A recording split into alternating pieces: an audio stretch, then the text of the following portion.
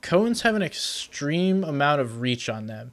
So let's look at this, for example. If we're standing here, I could put 2 ramps. Look, I'm going to try and put floors up above. I can jump and do it, but I can't put a floor up there, right?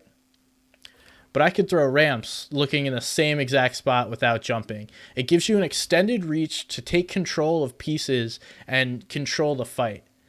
Lastly, for building, there's going to be a variety of different high ground takes.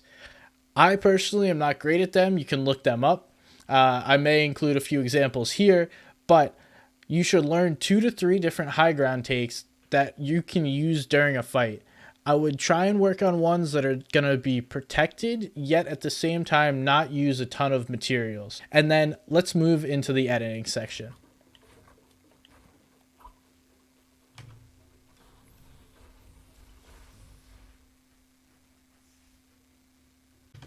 This next section is going to talk about editing. There's a variety of different edits that are going to be more useful than others, but you should still be comfortable making almost every edit. There's going to be a few edits that really don't have a place. Like this is not really going to help you, but most edits are going to be helpful towards you, and one of the most helpful ones is going to be this right corner peak. Now, people call this the peanut butter edit. Whatever you want to call it, it is very useful because you have the right hand advantage. You can quickly shoot, close the wall, and have little to no visibility from your opponent's view to take damage. So this is going to be one of the top edits that you want to make. Another one is going to be the right-handed window. You can even do this on the left-handed window if you have a wall here or something like that. I would try and avoid middle windows as it's a wider space and going to leave you more exposed, but there is places for it.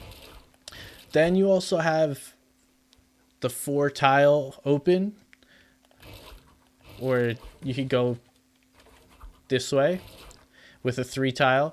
And I mean, again, there's places for all these edits, but what you really want to do is make sure that you have the ability to comfortably make these edits even at higher ping conditions.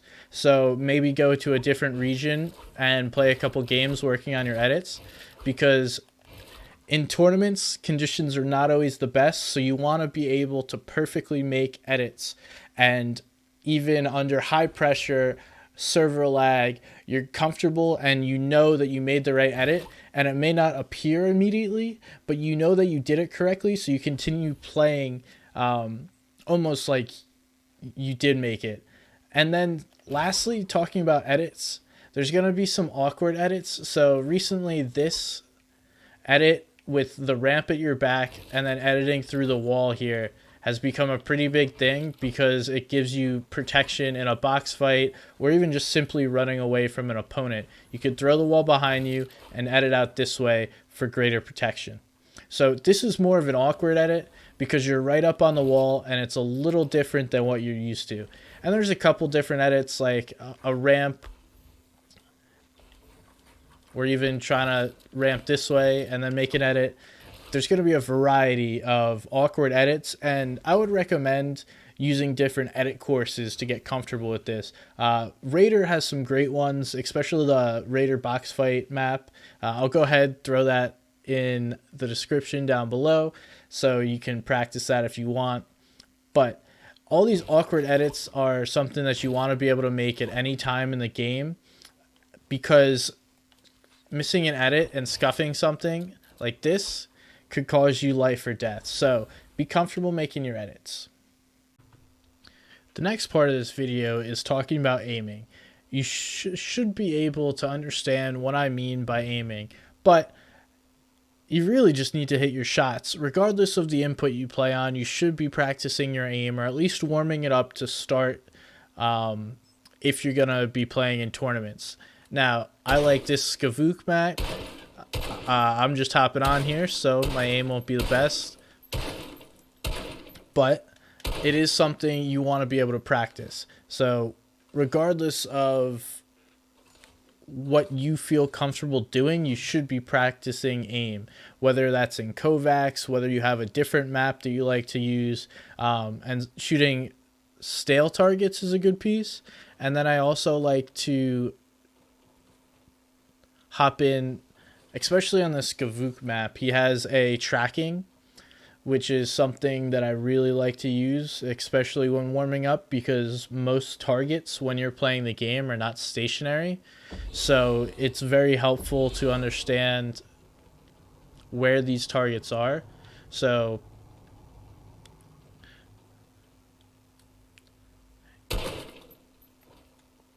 it shows you on this map the different distances. You can see how far you want to be. And then you just go ahead and shoot this guy until you feel comfortable. There's also a map where you could practice potential gliding, but regardless of, again, how you want to warm up, you should be warming up with some aiming utility, or even practicing it in addition if you don't feel comfortable with where your aim's at. Now, the last piece about aim is that you're going to need to be comfortable aiming after making edits, because those are going to be typically times when it's most important to hit your shots, right? Because if you're making edits in a box fight, you need to be able to take advantage of that, hit your shots, and win that potential box fight. The last and final piece we're going to talk about is your movement. And when it comes to most aspects of this game, I preach that simplicity is the key to success, because the more you do, the harder it is, and the more stress you're putting on yourself and your hands in order to achieve the same desired outcome. So let's say with 90s, you want to be doing as little movement as possible in order to achieve the desired outcome. But this isn't simply just for 90s. You have to be able to move fluidly to compete at the highest level in various different scenarios. So whether that be a cone jump, or even say you get coned here, you got to be comfortable coming back this way, making an edit or a build like this. And then also being comfortable moving during fights. So what do I mean by that? And that's kind of just understanding the game. This is less of like a mechanic, but putting yourself on a right-handed peek because you do have an advantage on the right side. That's a mechanic within Fortnite that the person with the right-handed peek is always going to have the advantage because they have to show less of themselves and can typically get the shot off first or get more damage off if someone were to take an identical peek here on the left side. Now, I hope that all makes sense, and if you have any questions, feel free to let me know. Just trying to share my thoughts on mechanics, and I know I'm not the best, but I'm trying to help you guys out, and there's different ways to practice your mechanics. Whatever you like to do, that's great, but you also need to try new things because your brain will get stagnant. And if you don't push yourself to try new things, especially within this game, you'll get stagnated. You won't see improvement. So if you're practicing one or all of these aspects, I would highly recommend trying out different maps, different techniques, or even just simply going into creative and doing things in a different order than you normally do. That being said, thank you guys for watching. I appreciate it. And I will see you guys next time.